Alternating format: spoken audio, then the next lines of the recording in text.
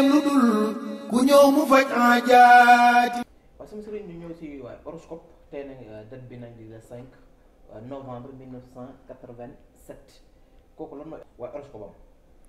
waaw kooku scorpion lay doon. nature am tam ndox la. ku bëri xewal lay doon. ku am chance. catam mooy dafa maanaam day mën a day mën a yàq daal. alalam maanaam lu mu yor rek mën na ko joxe toog te it lu mu yor tam mën na ko taal ci loo xam ne ni ay futilité lay doon.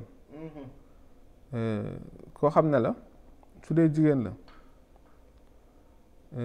envers ci góor day bëri. maanaam dafay bëri énergie sexuelle. su dee góor la tam day bëri mànn yu ci groupe amul xays la bokk. amul xaysu benn góor la woon boo xam ne dafa bëri woon mànn yu ba pare jigéen bu ma sëyal doo ko bàyyi ndax dafa mënoon sëy.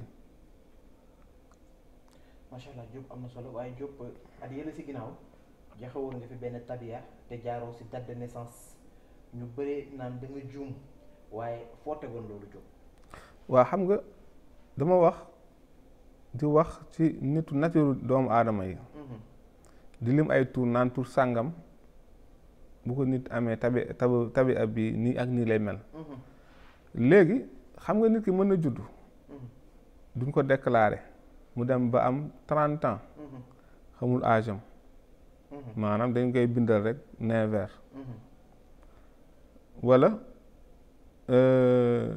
kenn du ko déclarer ci date bi mu juddoo date bi ñu ko déclarer date boobu lañ koy jëlal. loolu day am wala mu def jugement bu ko defee kooku nga xam ne moom xamul datam normal kooku mënoo jël ci datam pour définir horoscope am tabi am wala fu mu bokk. kooku turam nga koy génne loolu naan chiffre loolu la ñuy wax tabi a yaa ngi koy jëlee ci lawlu xarfiya fa nga koy jëlee maanaam boobaa turam nga mën a génnee nature bi mais mënoo koo génnee ci âge am parce que amoo âge bi.